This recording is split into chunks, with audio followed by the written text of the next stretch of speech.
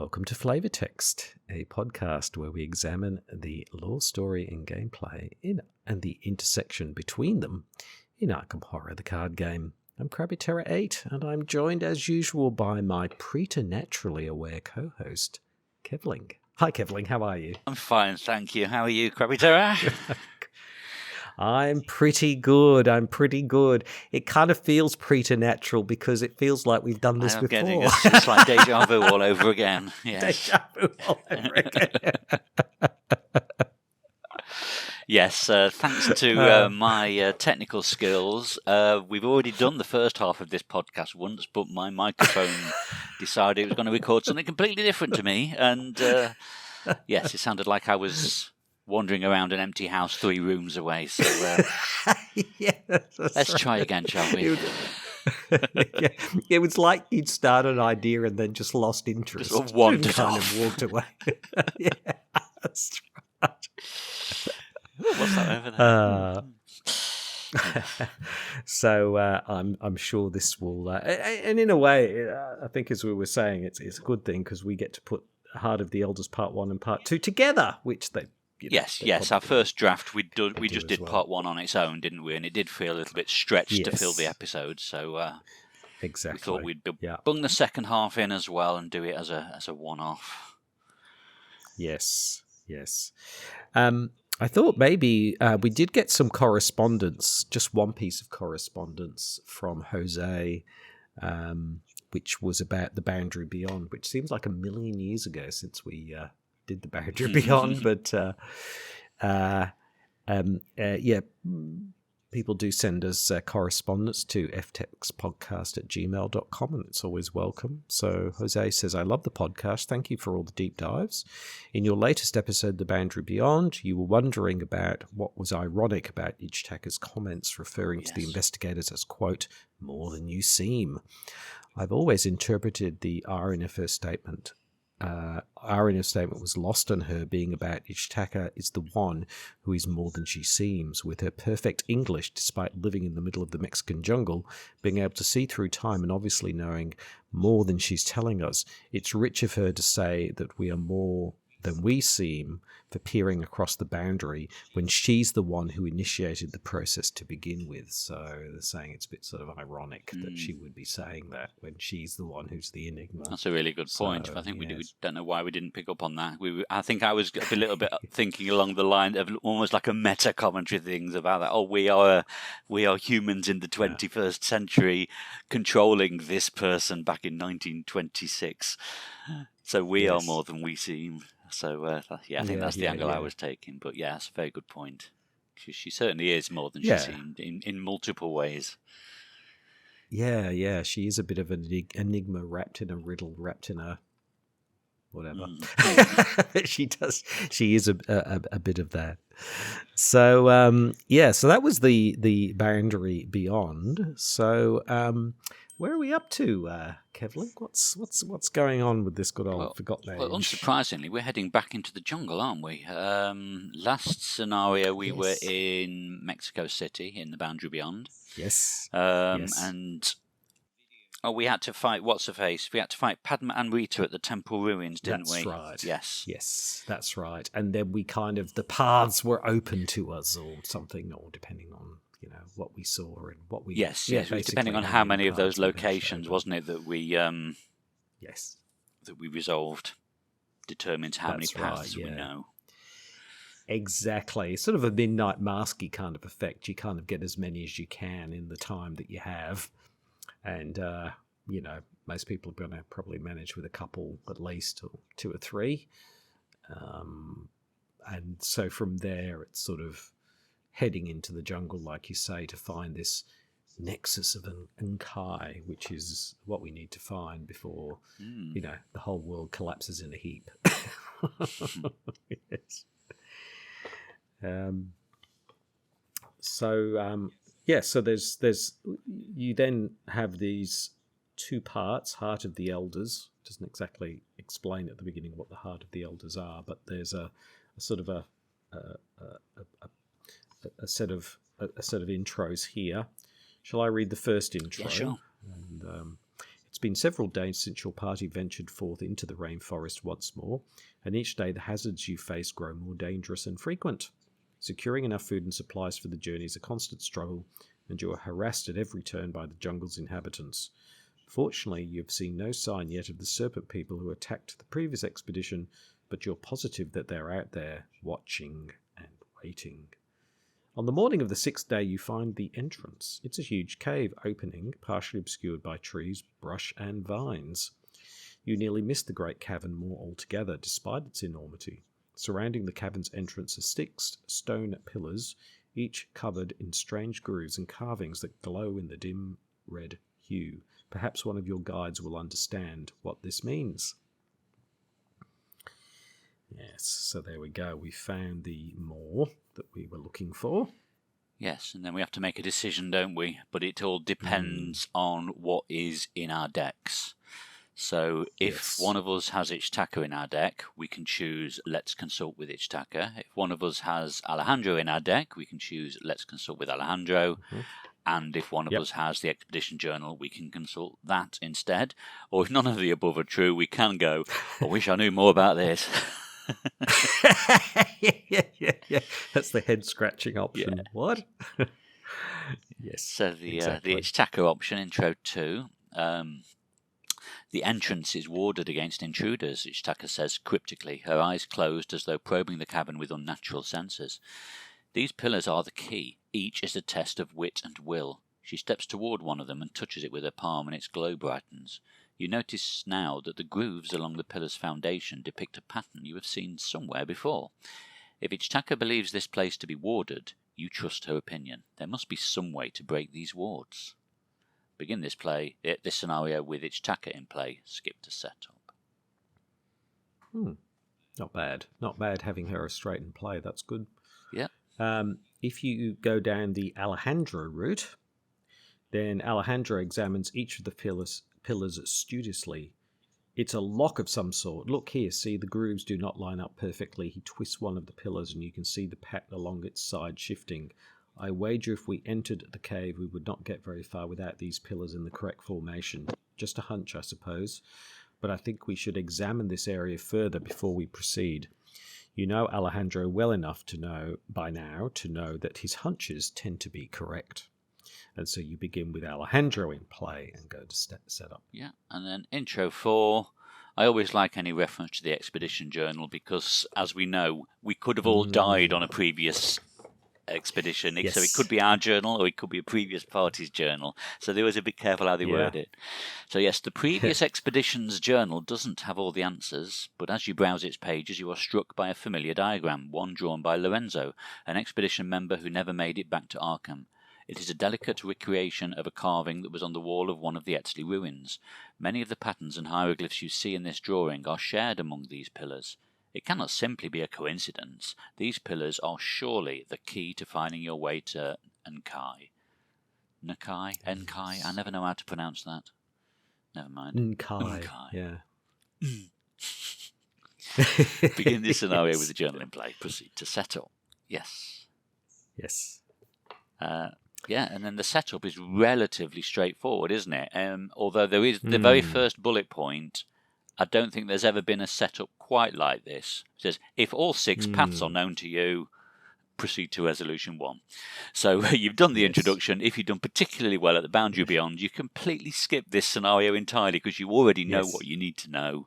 Off you go. Yep. Skip the entire first half of this Mythos pack. Yes, which, chances are...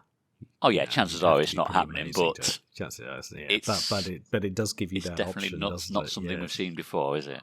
Completely bypass this, and I suppose that's a little bit foreshadowing of the likes of Edge of the Earth and Scarlet Keys, where it's a bit more open world and your choice of where you go next. Whereas it's not a set sequence of scenarios. So in this case, you wouldn't have to do this because of your previous actions. Yeah, which would be very welcome. But obviously it's constrained by the Mythos pack release schedule at the time. They couldn't completely make it optional. This was probably the only way you could do it in that format. Exactly. And you look at your campaign log, and basically, for each path that's known to you, put a resource in the mouth of Kinyan as a pillar token. So, most people will have at least a couple of those to start with. Yeah. In that way. Yeah. And there's another interesting bullet point there that's going to mean nothing to you the first time you play it. If you've played this scenario before during this campaign, what? How could that have happened? And you have reached Act 2 before, flip Act 1A over and place it at the mouth of Kinyan. So that's a suggestion there that you may have to do this more than once.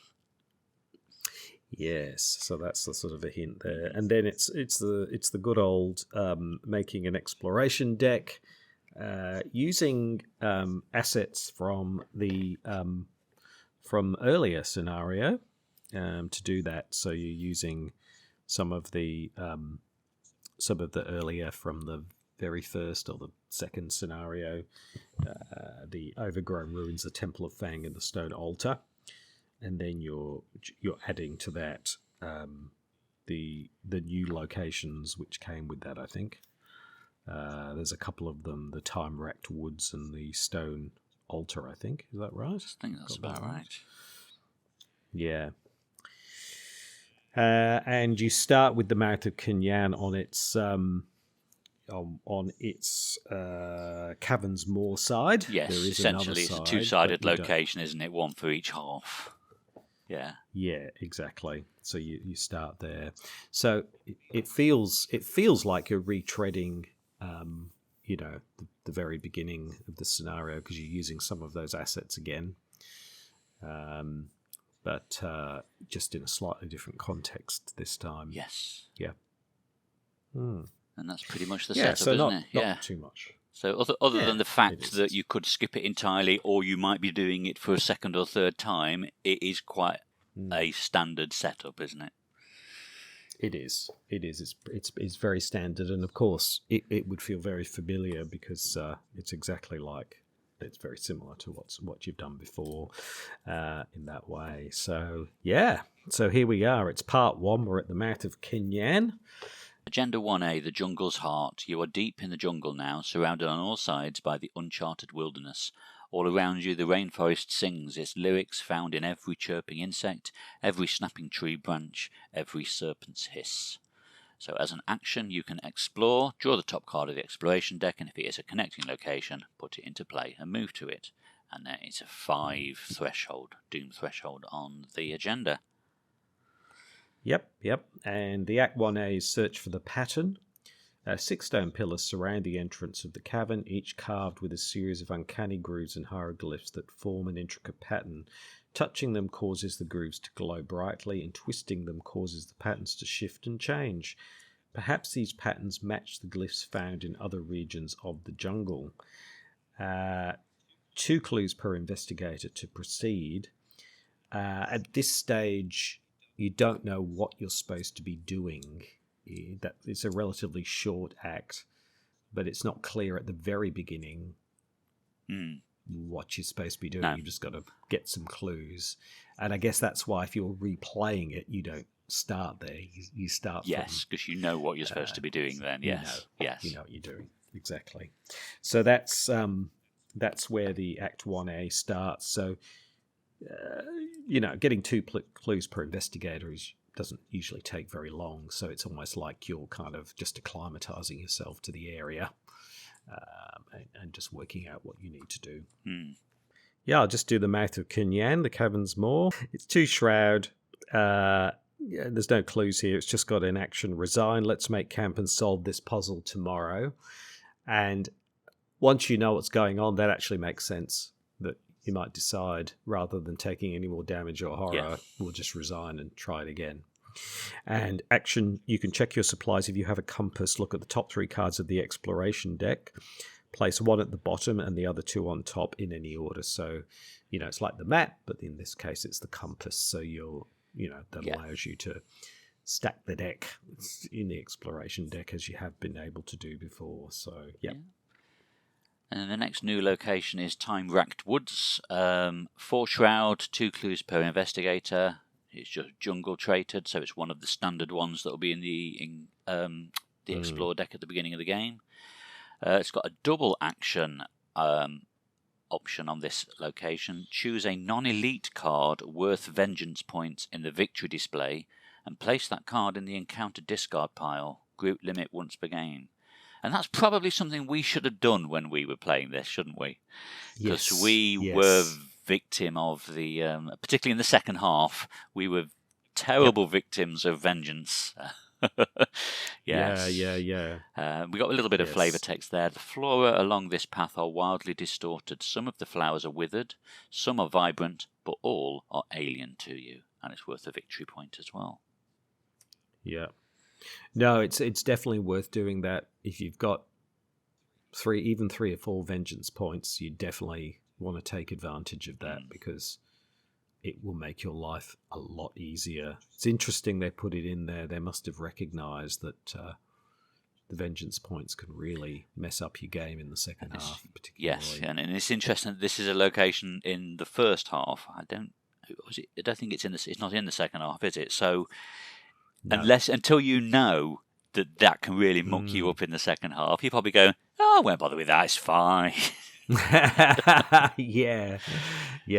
And in fact, I would go so far as to say, from a strategy perspective, knowing what I know now, I just wouldn't kill anything. I'd just try and evade as much as you can. You do not want to be killing anything in this scenario unless you absolutely have to. Yeah. Because it's just not worth it. And that shall all become clear when we get to the second half. Yes. Exactly. And then the Ancient Ruins location, which is new, is a Stone Altar, which is a 3-shard, 1 clue per investigator location. Forced, after you enter Stone Altar, reveal a random Chaos token from the Chaos bag. If you reveal an Elder Sign, a Skull, a Cultist, Tablet, Elder Thing, or Auto Fail, lose 1 action. If you cannot, take 1 horror instead. So, yeah. And it says, once a ceremonial site, now overgrown and forgotten. So, there we go. Yeah. Okay, next one I've got is Temple of the Fang. It's the second of the 3 ancient locations, remembering that only one of these will be in the game.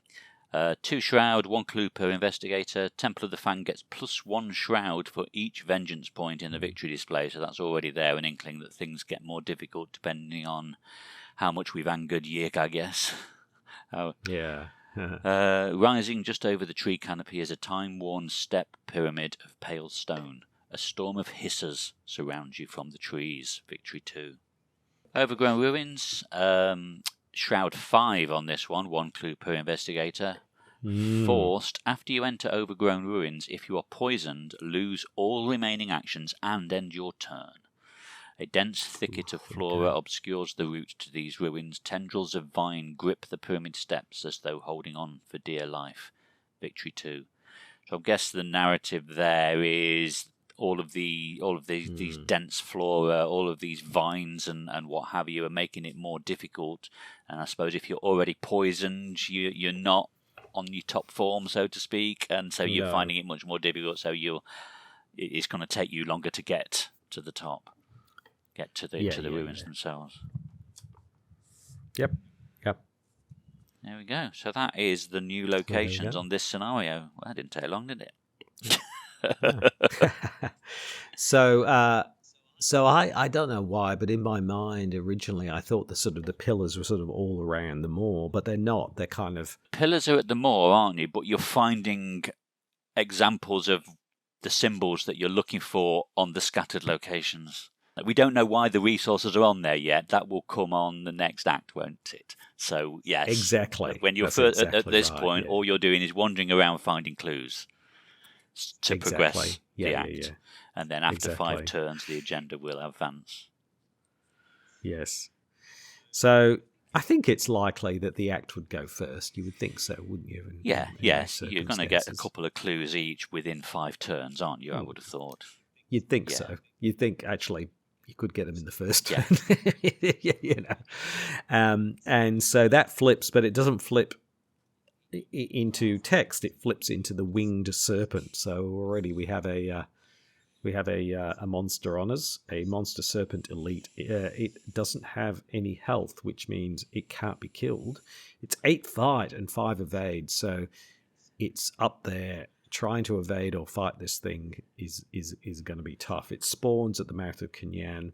It's alert, hunter, and massive. Cannot be defeated, cannot make attacks of opportunity, so that's important to know, so you can move away from it. But after a pillar token is placed on the mouth of Kinyan, exhaust the winged serpent. It is not ready during the upkeep phase this round. So, I mean, essentially, it's there to harry you, yes, and to stop you from getting things that quickly, because it's going to fly around. It's not really something you want to fight, because why would you? You can't defeat it.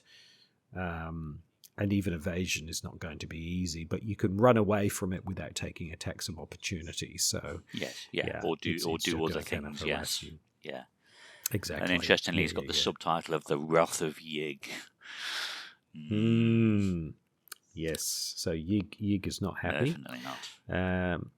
Yes, so that flips, and we can go to Act 2A, which then tells us what we have to do. So it's like, this is what we have to do. You've already got a clue from having read the description on the winged serpent, yes. Exactly. So shall I just keep sure. doing this, and then you can do the agenda? So it says, opening the moor, you have discovered that the ruins within the jungle each bear a distinct pattern of glyphs, which match those found on the 6 pillars. As you turn the pillars to match the patterns, a serpentine creature descends from the clouds. It sounds like a video game, doesn't it? It so sounds like that, with the pillars and patterns and things. So as an action, the investigators at the mouth of Kinyan can spend 1 per investigator clues as a group. You solve a piece of the puzzle, add 1 resource to the mouth of Kinyan as a pillar token. So you probably already have a couple on there already. Yeah. And then then you have to go back there with your clues, and put them on there, and then obviously you want to do that. Now it says objective: solve the puzzle of the 6 pillars in order to enter Kinyan. There are 6 pillar tokens, so 12 clues essentially you've got to get onto this. Yeah. And interestingly, obviously, we've already been out venturing around getting clues so we could advance the act to this stage, and now we've got to go out and get more. So we probably already hoovered up the easier ones, so now we've got to go out and get the harder ones. And there is some strategy in this, because it would be very inefficient to go back and forth. So you want to go and get as many as you can and take them all back. Yes. But the problem with that is if you wait too long, then the scenario ends, kind of thing. Yeah, so getting the balance right, isn't it? Yeah. Between the two. So then while we're off doing that, then the agenda is most likely to advance, isn't it? So if I flip agenda 1A to 1B, are we alone? After exploring the rainforest for hours, you reach the top of a steep ridge from which you can see much of the surrounding area. Uncanny winged creatures caw at you from above, circling over the cavern entrance like vultures waiting for their meal. From this vantage point, you may be able to see the approaching threats as they traverse the brush below. If only you had something to help you see further. Shuffle the encounter discard pile into the encounter deck. The lead investigator chooses 1 investigator to be the group's lookout. That investigator checks his or her supplies. If the lookout has binoculars, he or she is able to see the creature approaching it and avoid it. The lookout suffers no ill effects. So that doesn't bode well for if you don't have binoculars, does it? So if you don't have binoculars, discard cards from the top of the encounter deck until an enemy is discarded and spawn that enemy at the lookout's location. So another example of not having a specific item in your inventory coming to bite you later. And as I posted on Facebook the other day, someone was going, without any spoilers, what equipment should I take on Forgotten Age? And I said, well, whatever you take, you'll wish you took something else. Yep. Because you can't take it all. Yes, there will at some point. You can't. Yeah, you'll wish I wanted that one. Yeah. Exactly. I think the map and the compass probably have the greatest utility of anything. Yeah. But you're right. It doesn't matter what you choose. There'll be something. It won't be there'll enough. Be something you couldn't take. Yeah. Whether it be something that caused you trauma early, or now you go, I wish I'd bought the binoculars. Yeah. So then that takes us to Agenda 2, Setting Sun. The day advances quickly. Through the thick canopy of trees, you can tell that the sun is starting to sink closer to the horizon. To the east, the sky grows dim. Soon the jungle will be covered in darkness, and you will have to stop and make camp for the night. So again, you have the same explore action there, and another 5 shroud. So, but not shroud, sorry, 5 threshold. So between the two acts, you've only got 10 rounds, haven't you? It's not a lot of time. You have. And the first time you're going to use up at least 1 getting to Act 2. So the first time you do it, you're probably at best going to have 9 turns to get 4 pillars, 5 pillars. Yeah. It's a lot. It is. It's not easy, particularly if you're true solo. Something. Because the number of pillars doesn't scale to the number of people, although the number of clues does. But yeah. Yes. So there we are. We're now at the objective is open up to us. We're going to be running around the various locations, getting as many clues as we can, and then perhaps trying en masse to then get back to the mouth of Canyon and place them all on the pillars. Solve the puzzle, so to speak, while trying to avoid the winged serpent that's flapping after us, attacking us, and whatever. Yes.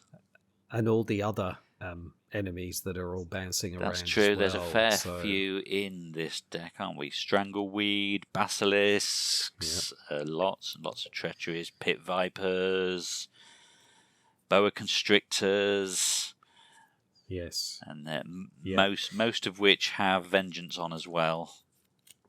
Yep. So just looking through, the Strangleweed's got that's victory. The Basilisk's got vengeance too. There's 2 of them. The Pit Viper's vengeance 1. There's 3 of them. The Boa Constrictor's got vengeance 2, but there's only 1 of him. So you can very quickly rack up a serious amount of vengeance if you're going in all gung ho. Yes, exactly. So the more you can just avoid, just get the clues. That's the thing. It's just so easy to get sidetracked, because the other thing is evasion is 1 action and then you can move on. Yeah. If you fight something, most of the time, like the Apex Strangleweed is a victory, but if they've got 6 health, yes, that's going to take a bit of getting into, So the thing is, just from an efficiency perspective, it's almost like the game wants you to play it like you're just kind of creeping through the jungle, finding the clues and creeping back. Because if you try and take on the jungle in a fighty way, you're just going to waste so much time. You're going to rack up a whole lot of vengeance. It's not worth it. You're better off evading, getting the clues and getting them back as much as you can. Yeah. In that way. The particularly hated encounter card is the Ants one. It's called, it always comes up. People hate this card. Revelation effect, test 4 agility. For each point you fail by, discard a random card from your hand or choose and discard a card from your play area. Like, that is, that's a good old crypt chill right there. It's nasty. You've got Snake Bite as well, which is another test evade of 3, and if you fail, you either deal 5 damage to one of your allies or take a direct damage and get poisoned. So there's you can see why it's a common advice is to go into Forgotten Age with high evade skill, isn't it? Yep. Yeah. Absolutely. So if you're an evasion of 1, I think Leo has an evasion of 1, does he? Not Leo DeLuca, Leo Anderson. I think he's notoriously low on evasion, which is kind of ironic because he is a Forgotten Age guy, isn't he? Leo Anderson. Yes. Sorry, don't know why I was thinking of Monterey Jack then, that he was one of the ones that was mentioned in Forgotten Age but then didn't turn up till later, but no, that was Monterey Jack. Yeah, Leo Anderson has a 1 evade. So Yeah. So it's kind of ironic because he is from, I'm pretty sure he's a Forgotten Age ally, and yes, he has a 1 evade, so youch. So I think, the first time you play this, it's gonna be awful. Once you kind of know what you've got to do and you can stay focused on the strategy, I think you probably do quite a bit better. Yeah. But this one, like you say, there's a foreshadowing. But if you don't get the pillars, it's not a case of you haven't got the pillars, but you can move on. Nope. It's a little bit different. This one, isn't it? Yeah. So let's progress then for now on the fact that we failed to achieve our objective. So let's progress Agenda 2 to Agenda 2B. Night falls in the jungle. Night comes swiftly, blanketing the rainforest in dim moonlight. The sounds of the jungle change as nocturnal creatures start to emerge. Soon the air is filled with the buzzing and chirping of strange insects and even stranger beasts, the identity of which you are unable to determine. The dangers of nighttime are too great to ignore, and the darkness makes it difficult for you to study the glyphs and patterns necessary to shift the pillars correctly. You have no choice but to set up camp and continue your exploration in the morning. Each surviving investigator immediately resigns. Yep. Yes. So at that point, shall I read the no resolution was reached? That probably fits, doesn't it, to do it at that point? The hazards of the jungle are too dangerous for you to continue exploring. If you remain any longer, these odd pillars will mark your grave. You decide to flee for now, returning to a familiar clearing several miles away where you can recuperate. You know that you must eventually return to the pillars and figure out the patterns that will open the way forward, but for now, at least you are safe. If there are more pillar tokens on the mouth of Kunyan than there were when the scenario began, in your campaign log, cross out how many paths are known to you, then record X paths are known to you. X is the number of pillar tokens on the mouth of Kunyan. That's a very wordy way of just saying update the pillar tokens on the mouth of Kunyan to what it is now.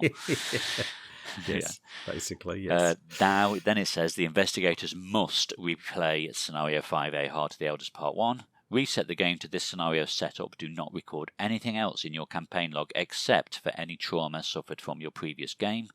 No experience points are earned from your previous game. Any player whose investigator was killed or driven insane must choose a new investigator to play as normal. So we failed to solve the puzzle of the pillars. So now we go back to camp. We have a sleep, and then camp's several miles away as well, so we've got a long trek back to camp, have a sleep, bit of a recuperate, several miles back again, have another go, carrying on from where you left off, sort of. Yes. Yeah. Yes, exactly. Which, you can hear the collective groan that would be part of that. The thing that's slightly kind of unfair about that is you've spent all this time exploring, so you would kind of know where the locations were. Yeah. You might have a compass and things, but it's like you're literally resetting everything and starting again.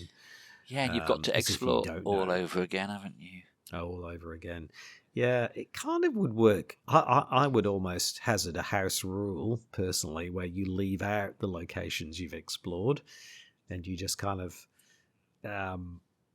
I guess, though, yeah, and you drop any clues and put them back, kind of thing, and do it that way would feel a bit better, but maybe it's just simpler just to reset the whole thing and start again. But from a story perspective, it kind of doesn't quite make sense that you would have to...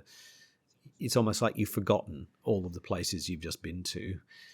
You've got to sort of rediscover them all again. So yeah, and then looking back at the setup as well, you go through the whole setup again, and then it says if you played this scenario before and have reached Act 2 before, flip Act 1A over and place it in the mouth of Kunyan. So you're going to start at the mouth of Kunyan being the only location in play and with the winged serpent there.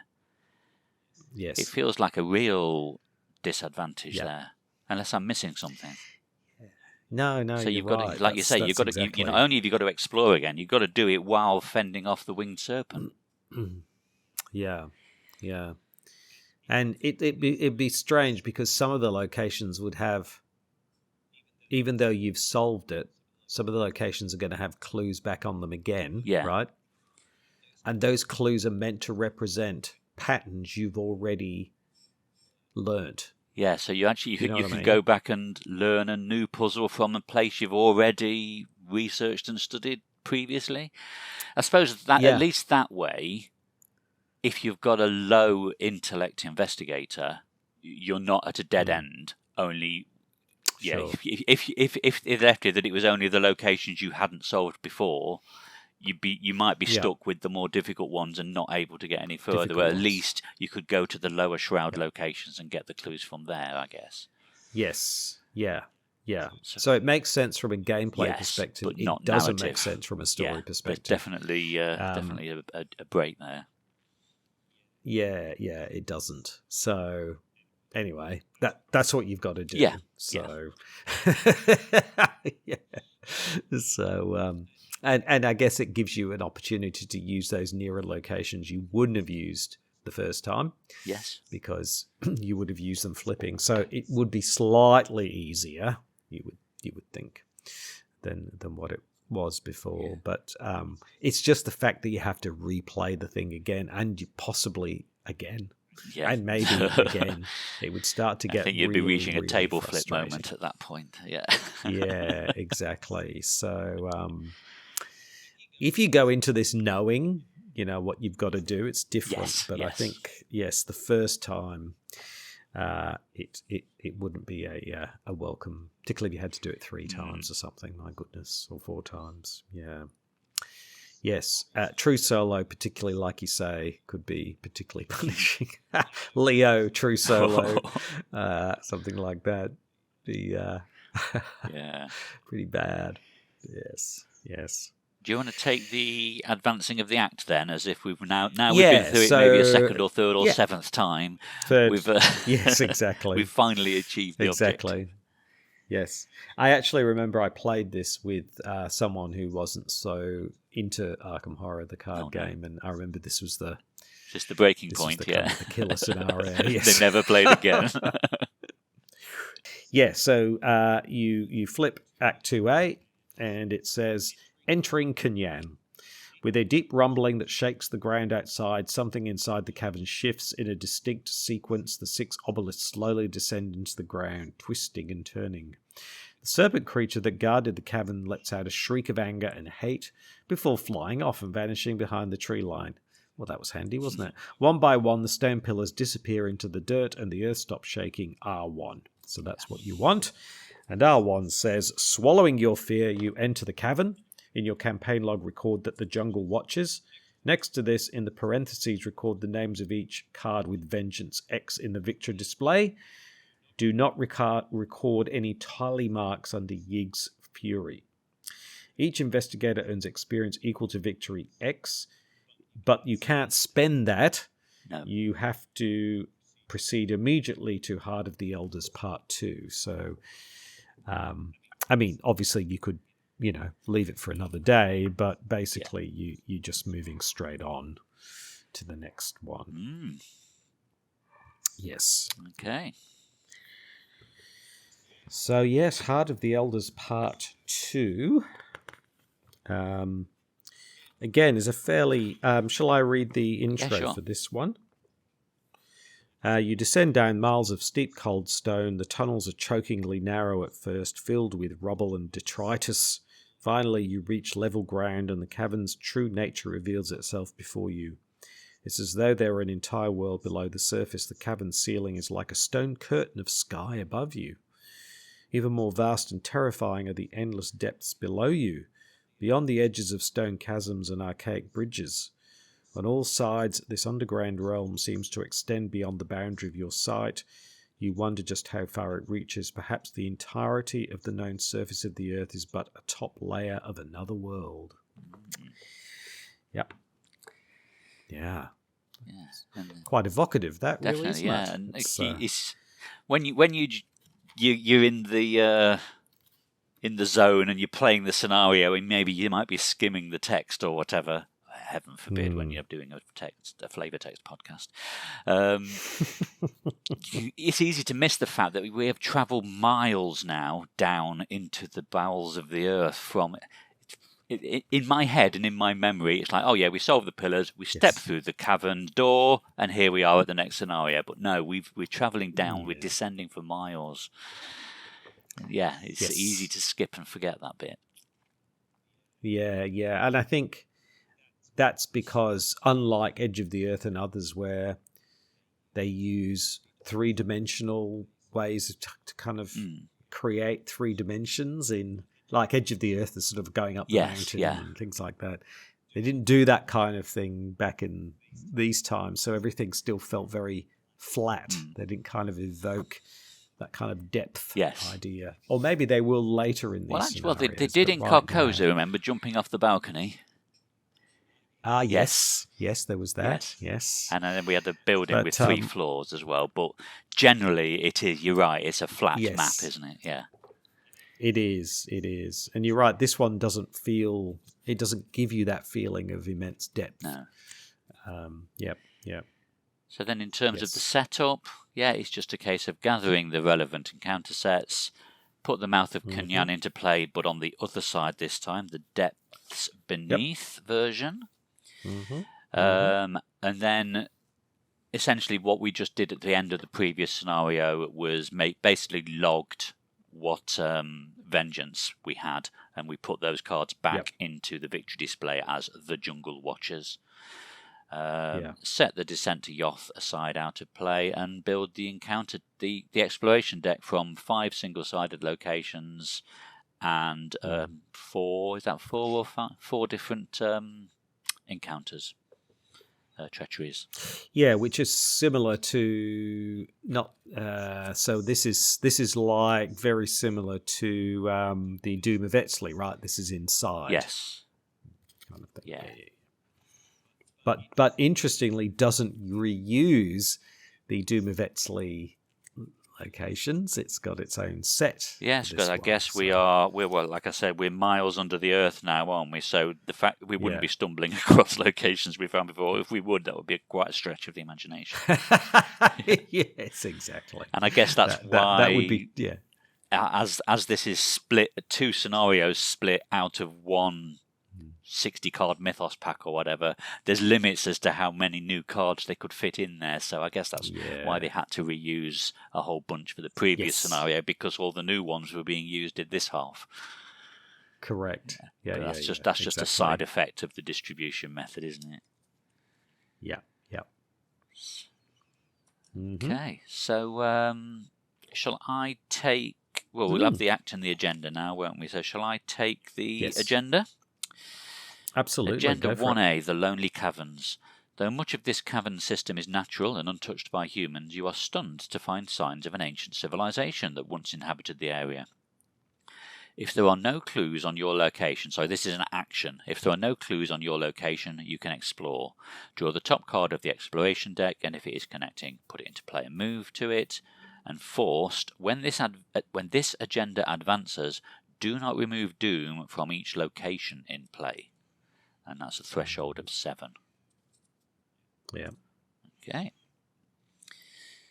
And the Act 1A is Cavern of the Forgotten Age. So we actually get Forgotten Age. So this is what Forgotten Age means. We're actually in the Forgotten Age. The vast underground caverns of Kunyan are cold and all too quiet. Scattered, forsaken ruins lie undisturbed along your path to the Nexus of Ninkai. What happened in this ancient and forgotten place? Were these ruins once occupied by humans or by species far, far older? Just on that point, Kevling, I know there's been a lot of talk lately in the US about UFO. They call them UFOs. They've got another word for them. But basically, objects that are flying and all sorts of phenomena. And apparently there's a lot more to it. There's been a lot more people stepping forward and who've worked with the Pentagon and others and sort of talking about it. But one of the things is apparently is not just the idea that there are sort of aliens from outer space, but one of the hypotheses is that there's some sort of alien civilization at the bottom of the ocean or some other location rather than coming from outer space, and that's where the source of these phenomena is coming from, which is so they haven't ruled that out. So there you go. Interesting. This could be closer to the truth than we imagine. Yeah. There we go. Ah. So we've got 3 clues per investigator, and we've got 7, which feels fairly balanced, although you would think the act deck would probably move forward first, wouldn't it? But before that, we've got quite a lot of new locations here. Yeah, so Descent of Yoth was set aside, wasn't it? So we've got 5 locations in the... Yeah. Shall I take the first one? The first one I've got is Hall of Idolatry. It's an ancient... Should we do the Mouth of Kenyan that's first? probably... That's the second time I've done that in this podcast now. He's forgotten the generic... The one location that's shared between the 2 halves. I'll tell you what, shall I start with the Mouth of Kenyan? Yes, the depths beneath. That's a great idea, yeah. So it's classed as a cave. Same artwork as before. 2 shroud, 1 clue per investigator. So as an action, check your supplies. If you have a map, look at the top 2 cards of the exploration. Am I reading the right one? No. Yes, I am. Okay. Yes, so check your supplies. If you had a map, look at the top 2 cards of the exploration deck. Discard each treachery looked at by this effect, and then shuffle the exploration deck.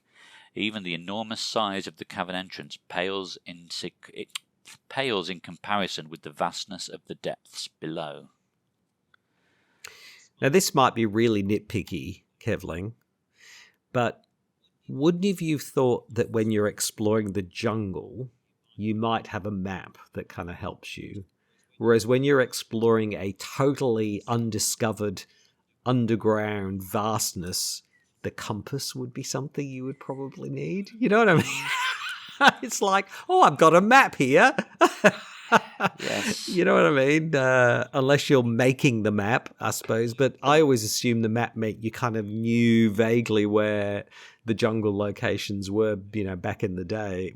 It was in the first scenario, it was you had a map. Yeah. And you were at the sort of the site. And also being nitpicky, we've just travelled miles and miles and miles underground. Why is the artwork for Mouth of Kenyan still the jungle? Yes, exactly. It's yes. So they even call it the depths beneath, but then they're still showing you the jungle on the surface and the mouth, the entrance, the cave entrance. And if we travelled miles, it doesn't kind of make sense that is still the location on the surface, that we're then travelling miles to get to each connecting location. Yes, exactly. But anyway, yeah, we are nitpicking a little bit there, but yes, that's what we do. Yes. So I'll just pick one of these locations. Just one that, just like pick any of them. It doesn't matter, does it? No. They're all okay. So I've got here Perilous Gulch. What's a gulch? Is it like a kind of a valley? Isn't it? It's like a valley. It's one of those words that I've never questioned when I heard it, because I imagine I know what it means, but I don't actually know what it means. I think you might be right. And looking at the artwork.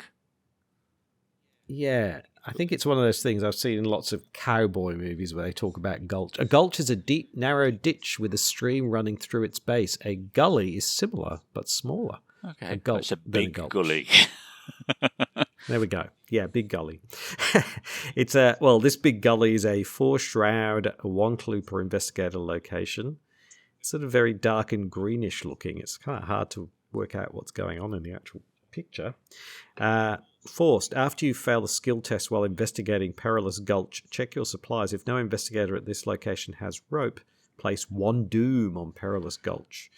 So clearly it's easy to sort of fall off the edge or something. And it says, along a dark chasm, the path winds and twists. Serpent statues with rearing heads are poised to strike as you pass. There we go. Okay, next one I have is Hall of Idolatry. 3 shroud, 2 clues per investigator. Forced. After you put Hall of Idolatry into play by successfully exploring, check the campaign log. If there are 5 or more tally marks under Yig's Fury, draw the top card of the encounter deck, or the top 2 cards instead if there are 10 or more tally marks. Which I think there were when we played, weren't there? Because we were particularly careless in those early scenarios. We blew up the temple. We did, didn't we? Yeah, so that was an instant... I don't know, however many, a ridiculous amount of... 1 million. It was a huge number. Yes. So, yes, that is a pretty punishing card to get, really. Definitely. Yes. And particularly if that Yig's Fury is there, that's really nasty. Yes. Next one I've got here is Vast Passages, which is just this sort of unending sort of vista. And it's only 2 shroud, 1 clue per investigator location. As an additional cost for you to explore while at Vast Passages, check your supplies.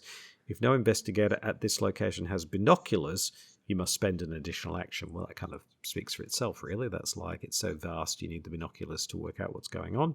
And it says the scale of these caverns is dizzying. It is truly a world of its own. It feels a little unfair, that does, too. That's almost like a compound impact there, because we've literally, the last thing we did was nominate someone to be a lookout. Have they got binoculars? Oh no, they're going to get an enemy. Oh no, oh, you didn't bring binoculars again. Oh, you're going to get something else happen to you 2 times on the trot. Oh, lucky you. Yeah. Exactly. Yeah. Right, next one I have is Dark Hollow. 3 shroud, 1 clue per investigator. Forced after Dark Hollow enters play, check your supplies. If no investigator has a map, place 1 clue per investigator, additional clues on Dark Hollow. Not quite.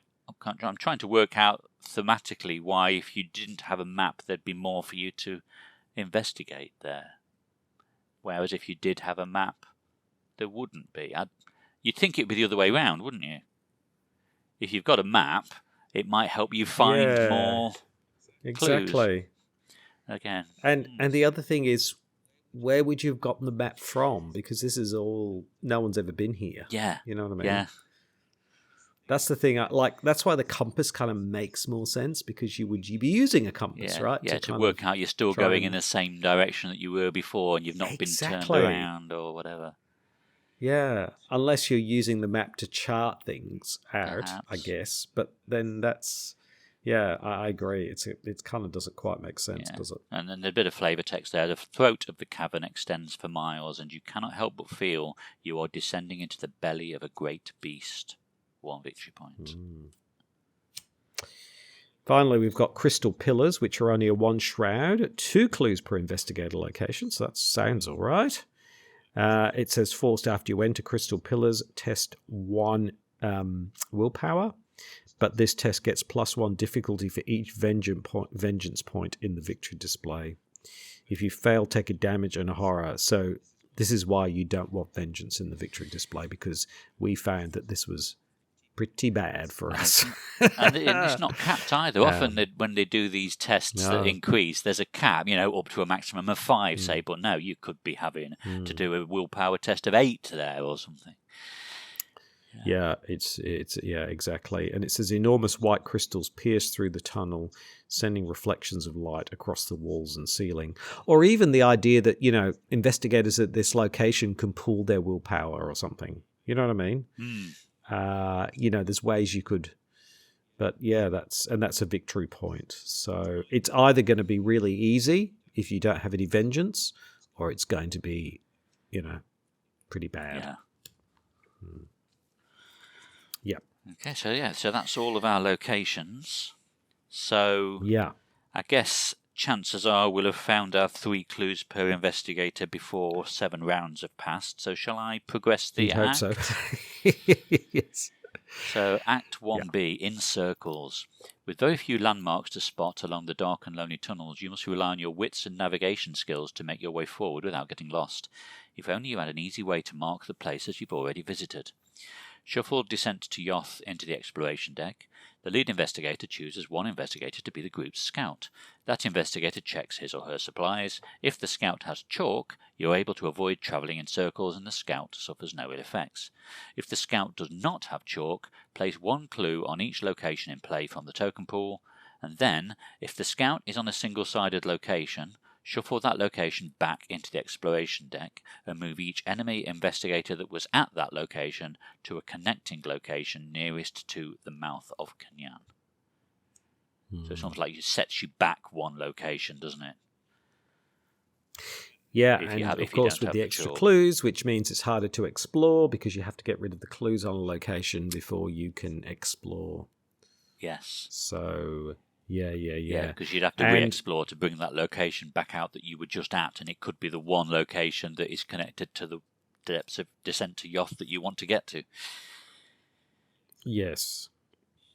Okay, so while we're then doing that, I guess. Oh, actually, I've not. I need to take the Act 2A, don't I?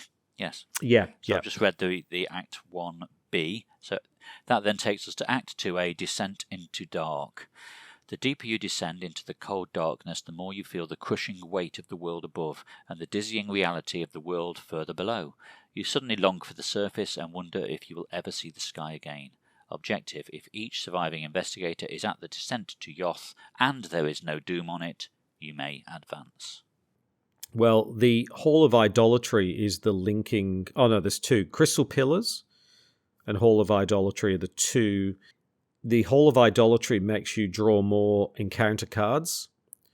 The Crystal Pillars could be the easy way, but it depends on how much of vengeance points there are. So in an ideal world, you would have very few vengeance points. You'd find the Crystal Pillars, and that would get you to the Descent of Yoth. That's the way you want to do it. Yeah. Yes. And shall I it probably makes sense to read Descent to Yoth at this point. Do you want to take that? Because I just read the acts, didn't I? Yeah, sure. So, I mean, the Descent of Yoth has got... this is really nice picture. It looks quite evocative. There's sort of this huge kind of cavern with this very ornate kind of... Looks like it's been rolled in front of it or rolled away from it. It's a 3-shroud, no clue location. It says, Force, after Descent of Yoth enters play, each investigator must either place 1 doom on Descent to Yoth or draw the top 2 cards of the encounter deck. After you successfully investigate Descent to Yoth, instead of discovering clues, you may flip 1 doom on Descent of Yoth to its clue side. Okay. I guess that gives you multiple ways of achieving your objective, doesn't it? Because we need to be at Descent to Yoth without...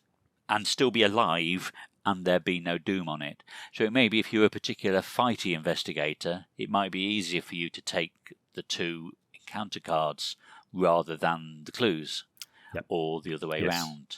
The other way around. Yeah. But yeah, you're right. That's a beautiful piece of art, isn't it?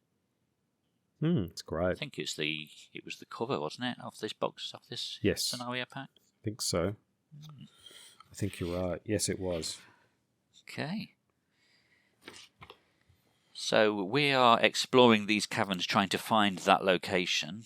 So I guess the agenda would now tick over at some point while that's going on, wouldn't it? Yes, it certainly would. So, Agenda 1B. Check the campaign log. Uh-oh. If the Harbinger is still alive, from the entrance far behind you, with a threatening hiss and an all-too-familiar rattling causes you to freeze in terror. You grip the nearest weapon you can find and turn in fright, hands trembling. How has it followed you this far? When will this awful hunt end? Search the collection for the Harbinger of Volusia and spawn it at the location farthest from all investigators. Although, if there are 8 or more tally marks under Yig's Fury in your campaign log, it enters play at the lead investigator's location instead. It enters play with damage on it equal to the amount of damage recorded in the campaign log. I don't like how that is so binary. It's either as far away from you as it's possible to be, or it's in your face. I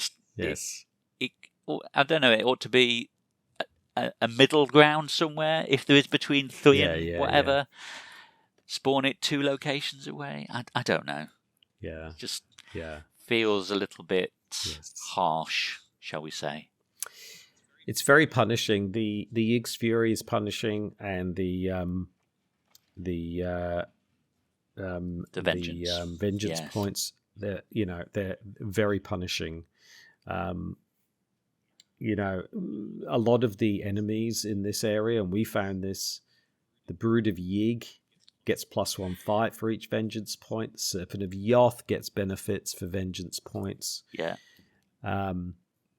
I don't know if the Harbinger gets any benefits from vengeance points. Probably. I don't remember now. But,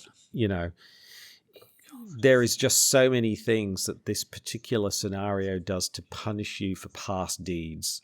Yeah. And actually, I get that idea. It's a great idea from a story perspective, but it is really punishing. Yes, because we at one point we found ourselves with all 3 brood of yigs, didn't we? And I think we had 6 points of vengeance in the victory display. So we were bogged down with 3 enemies that had 8 fight each. Yep. So we were just spending all of our turns just evade, try and move and fail, and it was just we just got absolutely swamped, didn't we? Yeah. So it feels that the balancing, because what you do then is once you know that, then you game the scenarios to minimize the impact. Yes. So, which doesn't make it more story driven, it makes it more gameplay process driven then, because you are deliberately gaming it. So, okay, we want to minimize the vengeance points, we want to minimize Yig's Fury. And then you're making gameplay decisions that don't necessarily match what your character would be doing in that situation. I'm being attacked by a snake creature. Kill it. No, I'm going to run away so that I don't suffer the consequences later. Yeah. So it feels like they didn't quite get the balance right. Maybe they could have found more creative ways of sort of enacting Yig's Fury and in other ways, perhaps. But yeah, it feels it's going to be very punishing to people if they don't know what's going to happen. Like, there's no way under any circumstances I would ever blow up the caverns again. No. Knowing what I know now, you just wouldn't do it, you know. Yeah. So yeah. What's more fun is what they did in Carcosa, where they had sort of these sorts of different balancing, you know, what was it? Doubt and conviction, and depending on doubt and conviction, you got different story beats and slightly different things. There was actually reward for trying different ways of doing things.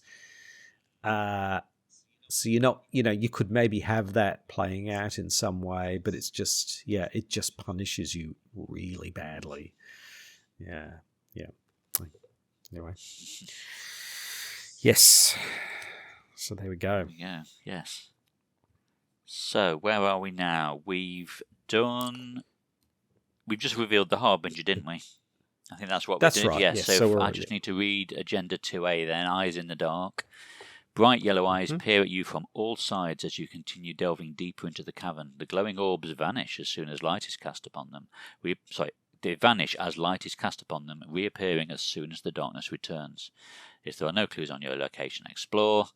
And this agenda gets a +1 per investigated doom threshold. So it starts with a 12, so obviously 13 for 1 player, 14 for 2 player, etc., etc. But as stated on the previous agenda, any doom that is on a location counts towards that threshold. It doesn't get removed when the agenda advanced. No.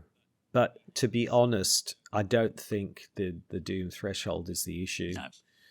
In my experience, whenever I've played this, it's just, you know, you so very easily end up in a place where you just get overwhelmed. And so getting to that Descent of Yoth location intact, managing to successfully investigate it and everything else is with no doom on it is not easy at all. No. It's you know, the jungle and the inhabitants are here to enact absolute vengeance on you. So yes. Tough. Definitely. Right. Okay. So we are trying to get to the descent to Yoth and be there with no doom on the location. So that's where we've left it, isn't it? That's our objective. Yes, correct. So do you want to take Act 2A then, as if we've achieved the objective, and take it from there? Yeah, so if you do manage to do that, you do manage to get to that place, then you would flip it over and it'd say, to Yoth. Before you lies an ornate and elaborately decorated doorway. A stone disc has been rolled aside to unveil a hellish realm beyond, so the picture really does reflect the Act 2B. The caverns on the other side are bathed in a red glow, and the serpent-themed statues and carvings along the wall inform you that you're on the right track. If investigators rescued Alejandro, then it's Resolution 1. If Alejandro is missing, then you go to Resolution 2. Yeah, and if we fail and the agenda advances, that flips to Crumbling Caverns. Without warning, a deafening crash echoes throughout the cave, and the ground under your feet rumbles with tremendous force. Stalactites and pieces of crumbling rock begin to fall from the ceiling of the cavern, striking the ground all around you and causing cracks to appear in the stone. "We have to get out of here," you shout to Ichitaka, but by the time you realize what is coming, it is too late. The ground beneath your feet gives way, and suddenly you are falling, plummeting into the depths below. Each surviving investigator is defeated and suffers one physical trauma. So it's not clear why that happened. It does say without warning, a crash echoes throughout the cave, and it all collapses, and we fall down. Just a little bit disappointing narratively. And then when you go to the resolution, so following straight on from that one, if no resolution was reached because we were all defeated, you awaken lying on rough stone in a place much colder and deeper than before. You stand and take stock of your surroundings, noting the red glow that seems to emanate from the cavern to your left. You follow it for several minutes until it finally leads you to a well-lit entryway filled with stone pillars. At the far end of the room lies an ornate and elaborately decorated doorway, a stone disc that has been rolled aside to unveil the hellish realm beyond. And then effectively, it's as though we've succeeded. We check the campaign log. If we rescued Alejandro, we go to Resolution 1. If he's missing, we go to Resolution 2. So being defeated, all that seems to happen is you just happen to fall down into where you were trying to get to.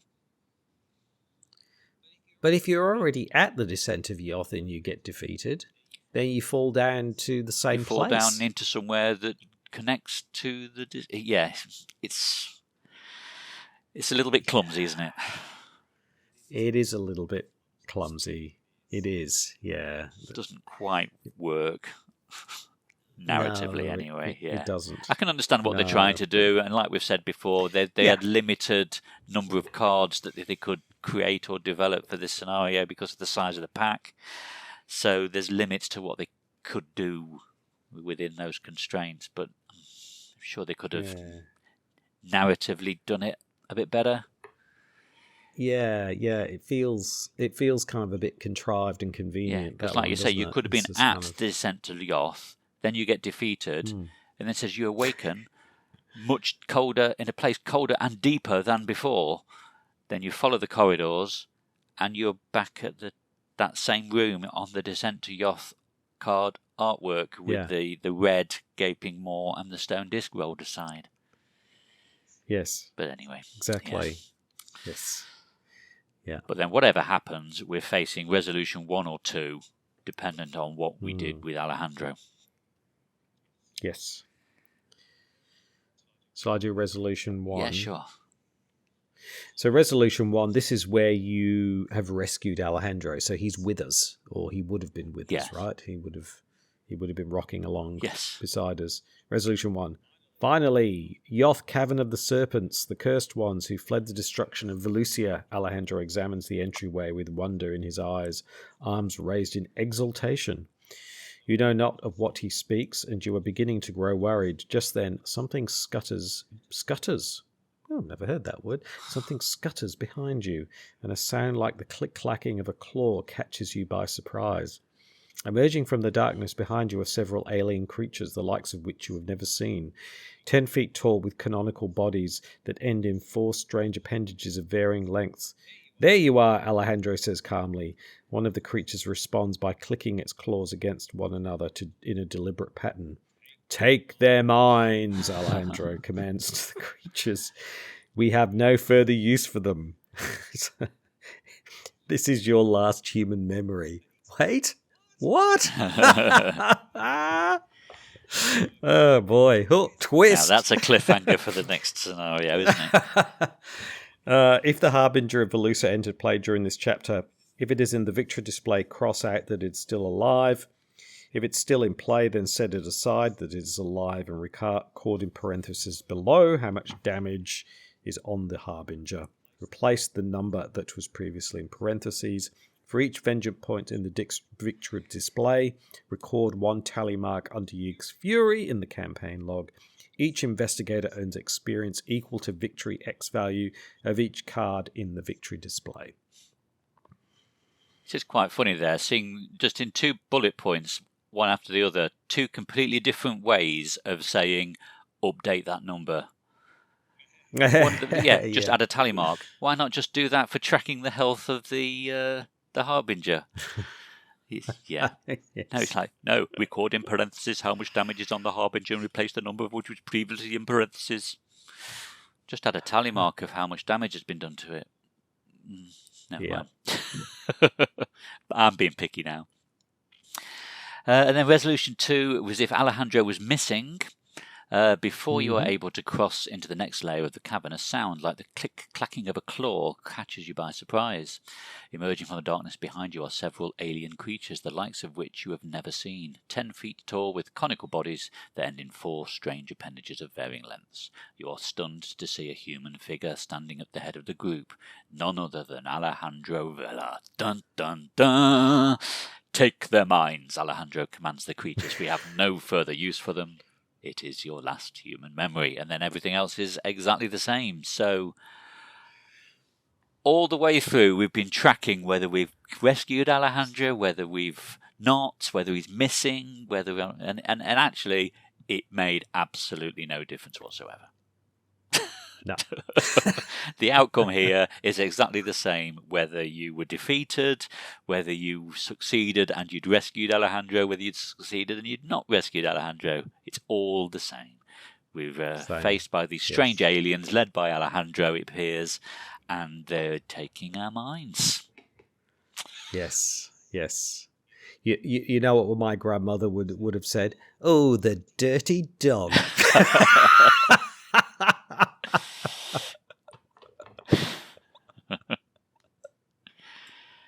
So, there we go. What did you reckon to that pairing?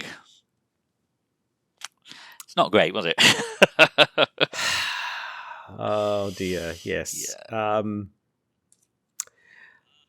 Look, all the scenarios have been pretty good up to now, but I really don't like this pair of scenarios. And it's not one thing, it's a whole lot of things. I think they made it more difficult for themselves, like I say, by trying to split it into 2.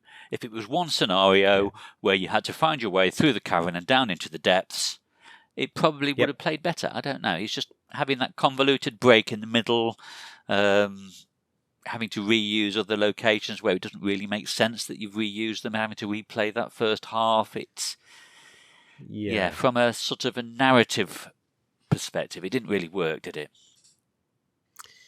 No.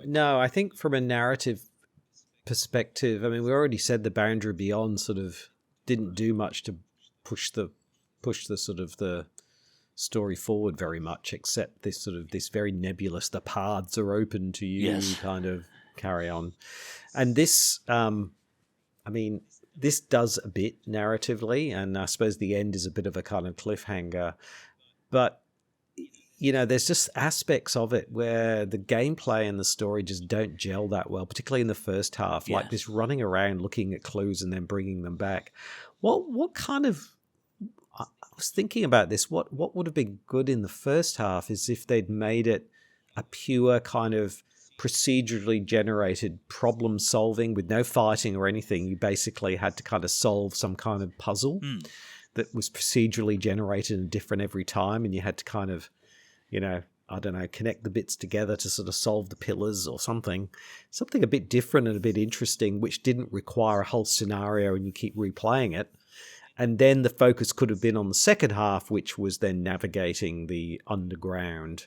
Because the first half feels really generic. We've done it all before. They even use the same things. Yeah. So it feels very generic. And I think they could have done something a little bit interesting with that. But, it ended up being this sort of... And it's hated because you have to redo it over and over again, and it's just people don't want to do it. And then the second half is fine, kind of narratively to some degree, but it's really punishing.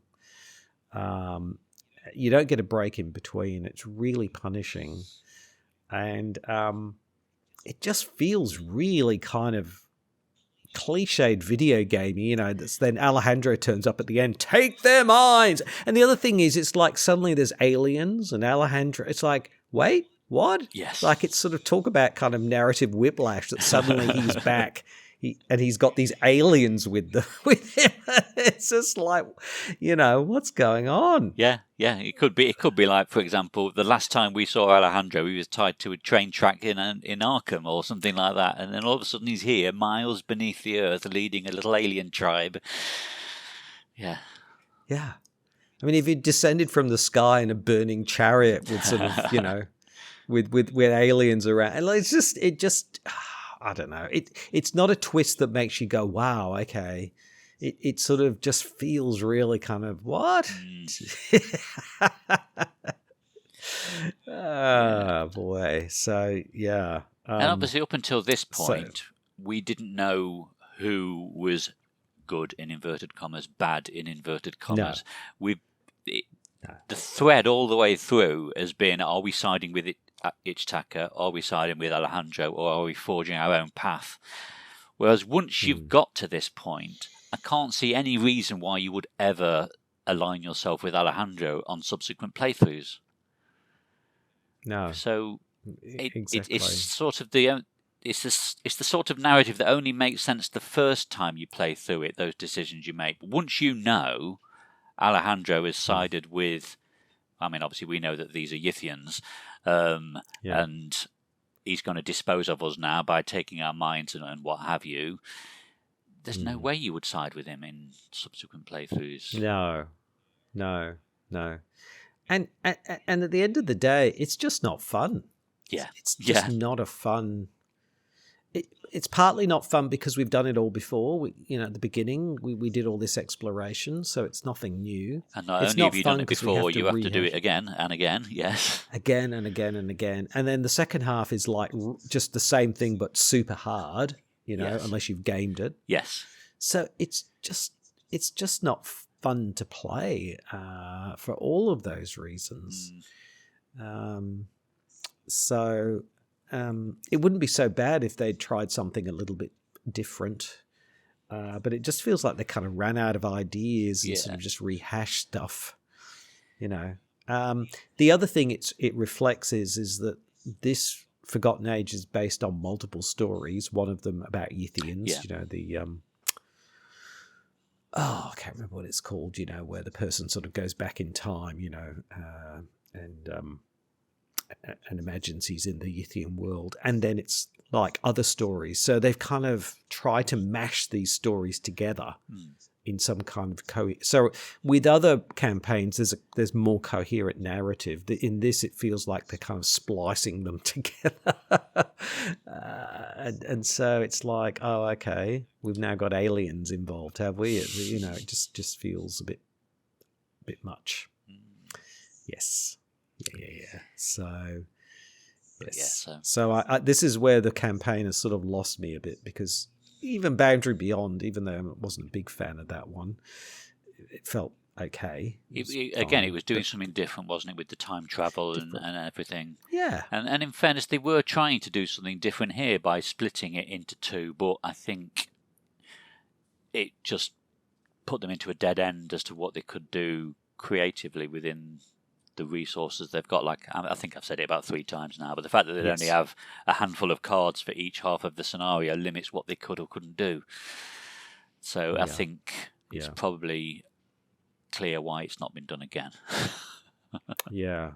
I'll be very interested to see how the return, because I don't know anything about the Return to. I've deliberately not looked at it, so I'll be very interested to see if the Return to does anything interesting or different with these two scenarios at all. And that's the other thing, you can actually skip part of it completely. If you if you did well enough at Boundary Beyond, you only have to do this second half. Yeah. Yeah. Which you would want to do. So you'd really kind of want to aim for that. So, yes, I really am not a big fan of this, and I know I'm not alone. I think a lot of people who've played it just don't find it much fun. No. So, so there we go. Yes. I was going to say where we're off to next, but we don't know because we just had our minds wiped. That's right. It's an unknown. So there we are. So interested to hear what our listeners think about these scenarios and whether they think we've been a bit harsh or they agree as well. We're very interested to hear from people to get their points of view. Be interesting to know if anyone out there actually likes that scenario. Yes, please let us know. ftextpodcast@gmail.com. We'd look forward to hearing from you. So, yeah, I think that's all we have. Next time we'll be going through... what's it called again? City of Archives. The City of Archives, yes. Another polarizing scenario, isn't it? Yeah. Well, at least it's different. You can't say it's not different yet. It's... Yes, that's right. I like the City of Archives for exactly that reason. But, yes. I can't stand it for exactly that reason. That's going to be an interesting podcast, isn't it? Yeah. I'll probably play it again and think, what on earth was I thinking? So we will have those discussions in a few weeks. But thank you very much for listening. Please like, comment, and subscribe.